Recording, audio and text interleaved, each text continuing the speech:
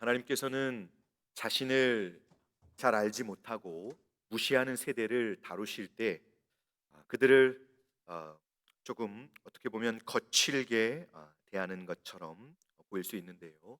그들이 당연하게 누리며 사는 것을 잠시 거두어 가시는 방법을 종종 사용하셨습니다.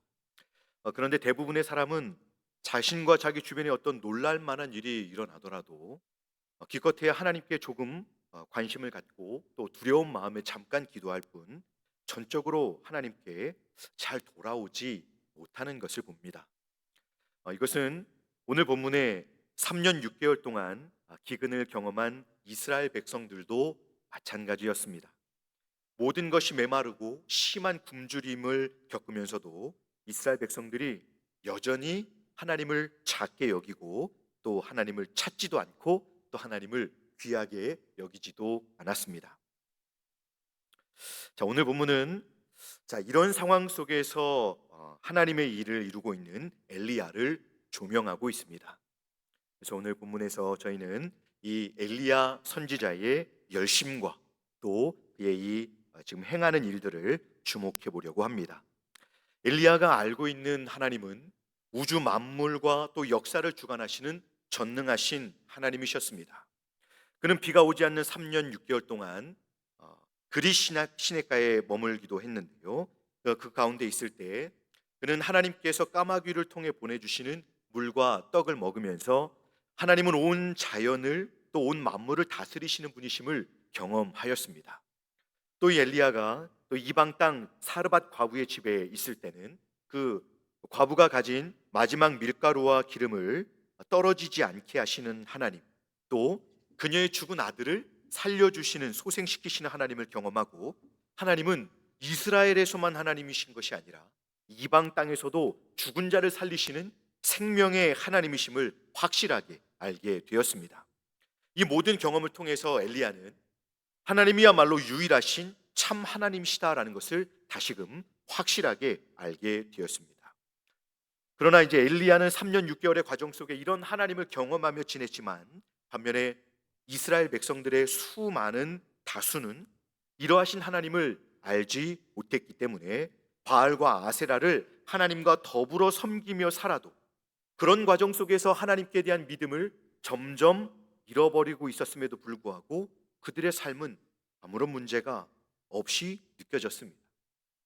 이런 이스라엘 백성들에게 엘리야 선지자는 자신이 경험했던 하나님을 진정 어떤 분이신지를 알게 해주어서 그들을 하나님께로 돌아오게 하려고 오늘 본문에 이 850명의 이단 제사장들과 대결을 청한 것입니다. 하나님을 무시하고 작게 여기는 이 본문에 나오는 이 문제는 사실 오늘을 사는 저희들에게도 매우 중요한 일입니다. 이 세상은 하나님을 어떤 분으로 알고 있을까요? 세상은 하나님을 알 수가 없죠. 그저 세상 사람들은 우리 하나님을 이 특정 종교의 이 신념을 가진 무리들이 섬기고 있는 여러 신들 중에 하나 정도로만 알고 있을 것입니다. 그 정도예요. 그런데 문제는 교회 안에 있는 사람들 역시 성경에 말하는 하나님을 정확하게 알지 못한다는 것입니다. 그래서 어떤 사람들은 하나님을 그저 교회를 다니면서 사람들과 같이 지내면 그저 좀 어떻게 보면 좀 고상하고 술도 안 마시고 또 욕도 안 하고 그런 좀 고상한 사람들과 어울리면서 인생의 또 이런 어려움들을 나눌 때 평안도 얻고 도움도 받고 그저 또 가끔 소원을 빌 때는 소원도 들어주는 그런 존재, 막연히 의지할 절대자 정도로 생각하는 분도 있습니다. 이보다 조금 더 나은 분들이 있다면 하나님을 자신의 이 구원과 관련해서 나를 구원해 주신 감사한 분 정도로 생각할 수 있습니다. 근데 여러분, 오늘 한번 이 본문을 보십시오.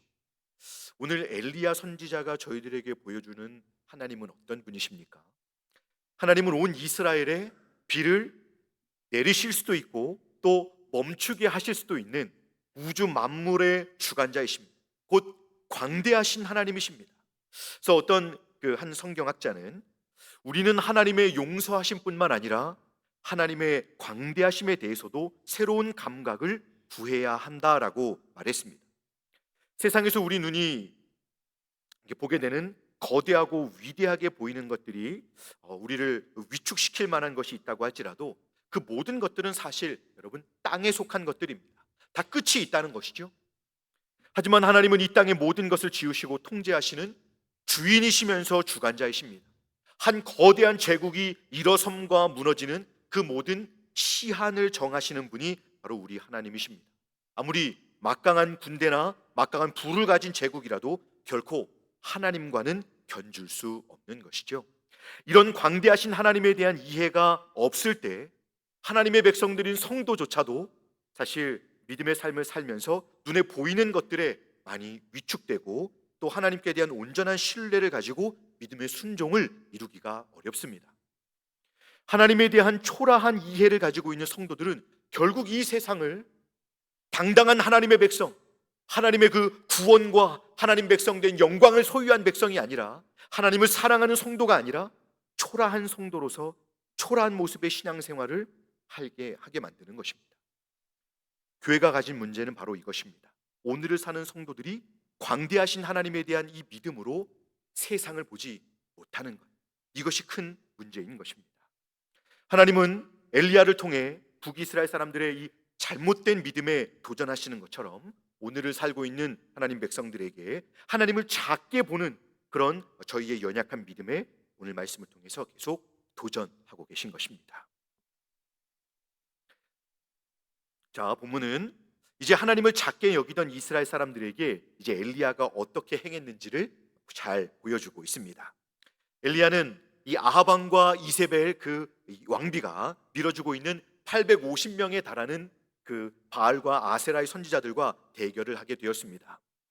하나님께 번제를 드리는 것으로 이 대결을 정하고 불로 응답하는 신이 진짜 하나님인 것으로 이제 인정하는 것을 그렇게 대결하기로 하였습니다. 그리고는 먼저 이 850명의 우상 선지자들에게 너희들이 믿는 신, 너희들이 섬기고 있는 진짜 하나님에게 기도해라 라고 하면서 그들에게 자신들의 이 신 하나님을 증명할 기회를 먼저 주었습니다. 자, 그 장면을 한번 우리 성경을 통해서 같이 읽어볼까요? 우리 교독으로 한번 읽어보겠습니다. 25절부터 29절까지 우리 한번 읽어보도록 하겠습니다. 제가 먼저 25절을 읽겠습니다. 엘리야가 바알의 선지자들에게 이르되 너희는 많으니 먼저 송아지 한 마리를 택하여 잡고 너희 신의 이름을 부르라. 그러나 불을 붙이지 말라. 그들이 받은 송아지를 가져다가 잡고 아침부터 낮까지 바알의 이름을 불러 이르되 바알이여 우리에게 응답하소서 하나 아무 소리도 없고 아무 응답하는 자도 없었고 그들이 그 쌓은 제단 주위에서 뛰놀더라. 정오에 이르러는 엘리야가 그들을 조롱하여 이르되 큰 소리로 부르라. 그는 신인즉 묵상하고 있는지 혹은 그가 잠깐 나갔는지 혹은 그가 길을 행하는지 혹은 그가 잠이 들어서 깨워야 할 것인지 하며 이에 그들이 큰 소리로 부르고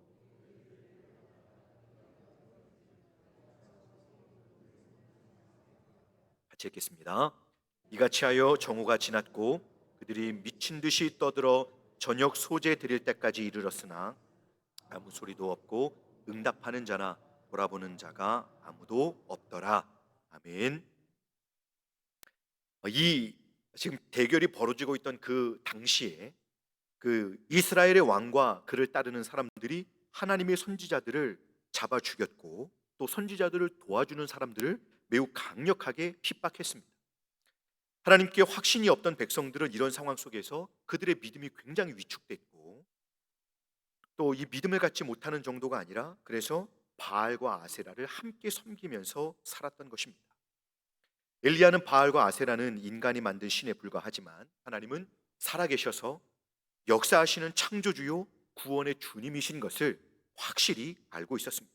그래서 광대하신 하나님께 대한 그 믿음으로 엘리야는 우상의 선지자들에게 너희가 먼저 너희 하나님을 증명하라 라고 이렇게 기회를 주었던 것입니다. 결과는 어떻습니까? 당연히 아무 응답이 없었습니다.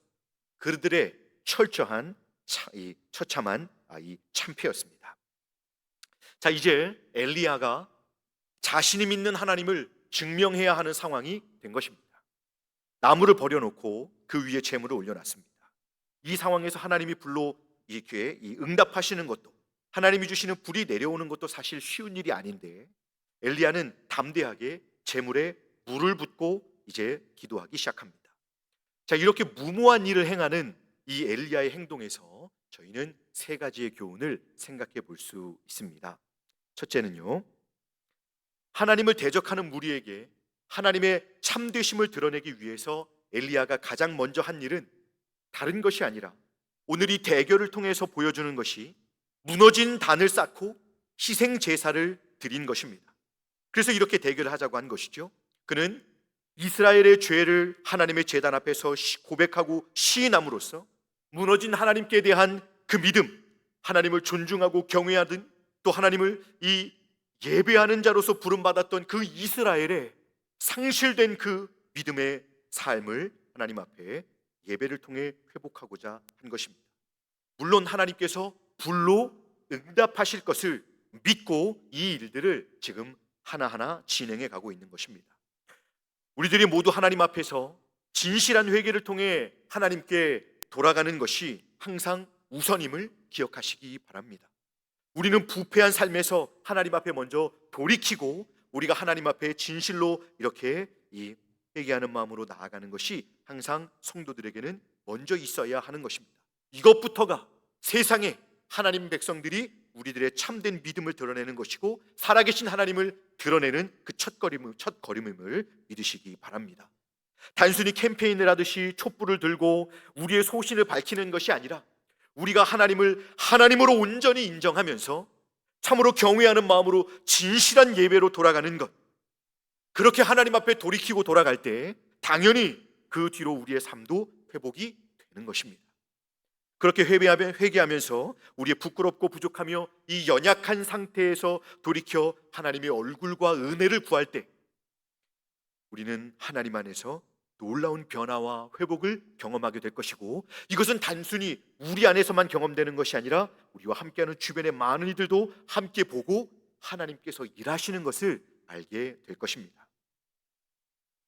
둘째로, 이제 하나님을 대적하는 무리에게 하나님의 참되심을 드러내기 위해서는 하나님을 전적으로 신뢰하는 것을 보여줄 수 있어야 합니다.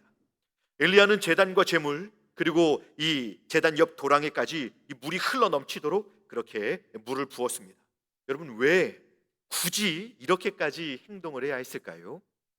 그것은 불을 내리실 하나님의 능력을 엘리야는 전적으로 신뢰했기 때문입니다.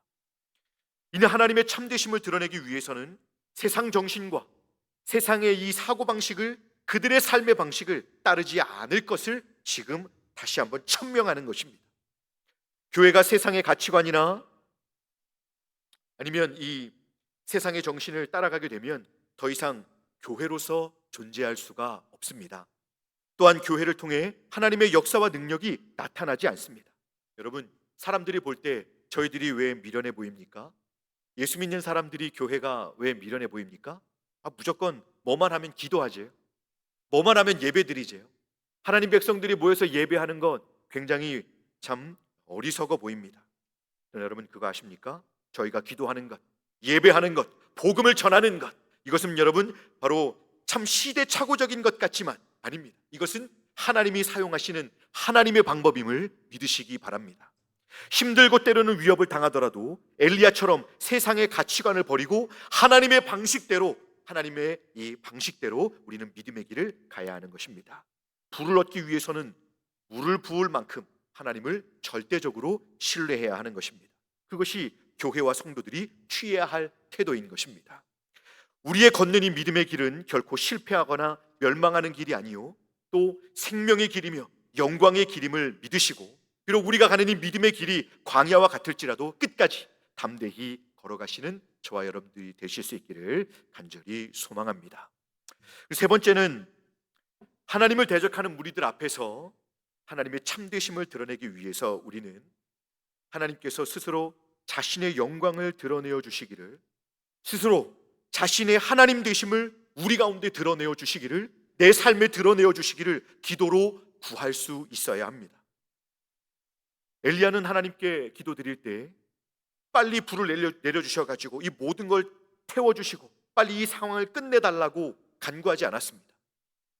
도리어 영원히 변치 않으시는 하나님을 자신의 하나님으로 믿고 고백함과 동시에 하나님께서 친히 자신을 드러내어 주시기를 간구하고 있습니다. 자, 우리 함께 읽었던 36절부터 39절까지의 말씀을 우리 한번 천천히 같이 읽어볼까요? 36절로 39절입니다. 시작. 저녁 소재 드릴 때에 이르러 선지자 엘리야가 나아가서 말하되 아브라함과 이삭과 이스라엘의 하나님 여호와여, 주께서 이스라엘 중에서 하나님이신 것과 내가 주의 종인 것과 내가 주의 말씀대로 이 모든 일을 행하는 것을 오늘 알게 하옵소서. 여호와여, 내게 응답하옵소서. 내게 응답하옵소서. 이 백성에게 주 여호와는 하나님이신 것과 주는 그들의 마음을 되돌이키심을 알게 하옵소서 하매, 이에 여호와의 불이 내려서 번제물과 나무와 돌과 흙을 태우고 또 도랑의 물을 핥은지라. 모든 백성이 보고 엎드려 말하되 여호와 그는 하나님이시로다. 여호와 그는 하나님이시로다 하니. 아멘. 그러면 이 엘리야의 기도가 끝나자 우리 하나님께서는 기다리셨다는 듯이 불을 내리셨습니다. 이 복잡한 기도를 그 어려운 복잡한 상황에서 하게 하시고 불을 내리셨는데요, 물을 말리시는 정도가 아니라 흙과 이 나무, 돌, 흙 다 태워버릴 만큼 불을 내리셨습니다. 그걸 본 사람들이 어떻게 됐습니까? 하나님 앞에 엎드려서 여호와 그는 하나님이시로다라고 외쳤습니다. 하나님께서는 친히 자신의 영광을 보여주셔야 하는 그때에 망설이지 않고 제한 없이 자신의 이 영광을 나타내사 임하시고 응답하시고 역사하시는 분이심을 믿으시기 바랍니다.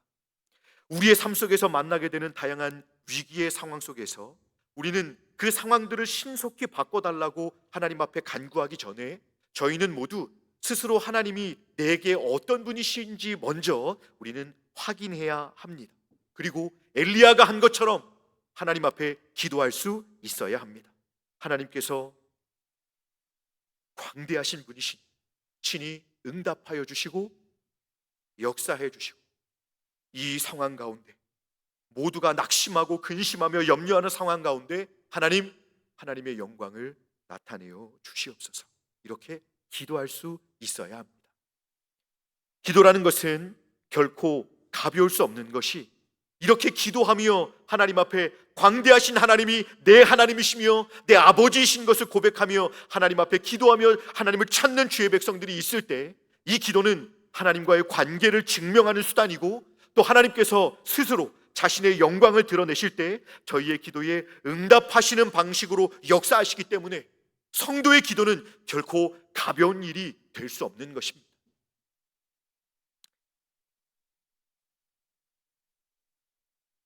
한 주일학교 선생님의 이야기를 잠깐 들려드리겠습니다. 연말에 고등부 예배 공과 시간에 있었던 일입니다. 항상 공과 시간은 부족합니다. 어느 교회든 공과 시간은 항상 짧고 부족합니다. 그 시간이 엄청 짧은데 그래도 문제는 애들이 전혀 들으려고 하지 않는다는 것이죠. 예배 간신히 끌려 나오는 아이들이 공과 시간에 목사님이 말하는 것도 안 듣는데 선생님들하고 그 말씀을 다시 복습하는 것 들으려고 하겠습니까? 그런데 이제 그 선생님 아들이 얼마 전에 서울대를 갔습니다. 서울을 그냥 간 게 아니고 서울대를 갔습니다. 그 말씀을 배우는 학생들이 그 선생님에게 기대하는 것이 뭘까요? 그 연말에 뭘 듣고 싶어 하겠습니까? 우리 아들이 어떻게 공부했는지 내가 잠깐 이야기해 줄까? 애들의 눈이 번쩍 뜨이지 않겠습니까? 어떻게 하면 선생님 아들처럼 우리가 서울대 갈 수 있습니까? 그런 기대를 가지고 아이들이 선생님 앞에 그날따라 그 선생님의 아들이 합격 소식을 들은 이후에 아이들의 눈이 유난히 초롱초롱했습니다. 마치 지금처럼요. 그런데 선생님이 자기 반 아이들에게 공과를 짧게 하고 그 시간을 마치면서 눈물을 글썽거리면서 이렇게 말하는 겁니다. 얘들아, 좋은 대학을 가는 것은 하나님의 선물일 수 있어. 응? 그런데 꼭 그렇지만은 않다. 너네 우리 아들 알지? 너무 부러워하지 마라. 그 애들이 뭐라 그랬겠어요? 에이 선생님, 그런 반응이 있었답니다. 그런데 선생님이 이렇게 말합니다. 더 진지한 눈으로 우리 아들을 부러워하지 마라. 우리 아들은 하나님을 모른다. 아직 우리 아들은 아직 진실한 예배자가 아니야. 아빠로서 선생님이 얼마나 마음이 아픈 줄 아니? 하나님께 너무 죄송하고 이 마음을 이해할 수 있겠니? 나도 이런데 하나님은 신앙생활을 전혀 하지 않으면서도 좋은 직장을 가지고 좋은 학교를 간 것, 좋은 환경에 간 것으로 자랑거리를 삼고 있는 너희 선배들을 보면서 우리 하나님은 얼마나 마음 아파하시겠니? 얘들아, 물론 좋은 학교와 좋은 직장을 찾는 것은 너무 중요한 일이야. 그런데 더 중요한 것은 대학과 직장을 찾아가는 과정 중에 우리를 인도하신 하나님을 의지하고 잃어버리지 않는 거야. 너네들 지금 최선을 다해서 공부하고 있지? 그래야지. 그런데 열심히 하면서 꼭 하나님 인도해 주세요 라고 기도하면서 해야 된다. 하나님께 기도해라. 하나님은 우리 인생 전체를 보시면서 우리 각 사람을 인도하시는 분이셔. 너희가 세상을 주관하시는 광대하신 하나님을 믿고 살면 하나님께서 너희가 있어야 할 곳에 너희를 보내주시고 그곳에서 예배드리게 하시고 너희를 통해 하나님의 구원의 큰 일들을 이루게 하실 거예요. 우리 다른 사람들의 잘 되는 거나 자랑할 만한 거에 마음 쓰지 말고 또 내게 그런 일이 없다고 해서 상처받지 말고 우리 하나님을 기억하고 더 열심히 기도하면서 우리 최선을 다해보자. 얘들아, 하나님을 잃어버리지 않는 것이 성공이야. 우리가 이렇게 하나님을 잃어버리지 않고 계속 하나님께 의지하면서 믿음의 길을 잘 달려가고 있는 것이 더 중요한 거야. 알겠지? 우리 같이 기도하자. 이렇게 공가를 마쳤다고 합니다. 저는 선생님의 말씀에 아멘했습니다. 제가 주일학교의 한 집사님을 소개했는데요, 저는 저희 교회 곳곳에 이렇게 광대하신 하나님을 보시는 성도님들이 더 많아지면 좋겠습니다. 여러분, 아직 우리 자녀들이 신앙생활을 열심히 아직 안 할 수도 있습니다. 하나님의 때가 아직 이르지 않은 것입니다. 저희는 그 하나님의 일하심을 계속 기대하고 소망하면서 이 선생님과 같이 우리 자녀들뿐만 아니라 우리 주일학교 자녀들 또 각자의 삶의 자리에서 가정과 직장에서 하나님의 사람으로서 교회를 섬기면서 더 광대하신 하나님을 신뢰하고 믿고 의지할 뿐만 아니라 하나님을 보여주는 저희 모두가 되실 수 있기를 간절히 소망합니다. 말씀을 맺겠습니다. 하나님께서는 오늘도 수많은 사람들 속에서 자신의 광대하심을 믿고 또 이렇지 그 하나님이 영광받지 못하시는 그런 현실을 아파하면서 묵묵히 역사하실 하나님을 기다리며 자기에게 주어진 이 믿음의 길을 걷는 성도들을 찾고 계십니다. 하나님을 의지하고 신뢰하는 가운데 그분의 참되심을 증거하는 것이 교회와 성도의 존재 목적입니다. 세상과 하나님 사이에서 머뭇머뭇거리는 사람이 아니라 광대하신 하나님을 믿고 엘리야와 같이 세상에 하나님을 보여주는 저와 여러분들이 되실 수 있기를 주님의 이름으로 축복합니다. 기도하겠습니다. 은혜로우신 하나님 아버지, 저희에게 은혜를 주시되 믿음을 더하여 주셔서 더욱더 하나님의 구원의 주 되심과 또 하나님의 광대하심을 더 깊이 알게 하여 주시옵소서. 그 하나님의 사랑을 받는 우리이며 그 하나님의 돌보심을 받는 믿음의 자녀로서 저희가 고난과 시련 그리고 유혹 앞에서 당황하거나 흔들리지 않고 엘리야와 같이 하나님을 향한 신뢰를 가지고 담대히 기도하면서 그 상황 속에서 광대하신 하나님을 드러내게 하여 주시옵소서. 저희에게 주신 모든 은혜를 감사드리며 우리 구주 예수 그리스도 이름으로 기도드리옵나이다.